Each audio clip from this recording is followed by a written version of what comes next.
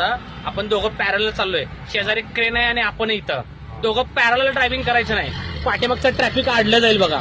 Okay, आता crane पण हार मानायला तयार नाहीये, तो पण पळवतोय. द्या जरा रेस तुम्ही आता जोरात.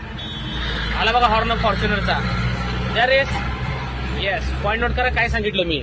कधीही रोडवर ड्रायव्हिंग करताना समांतर ड्रायव्हिंग करायची नाही. ट्रॅफिक अडलं जाईल, मागचे लोक तुम्हाला हॉर्न देतील.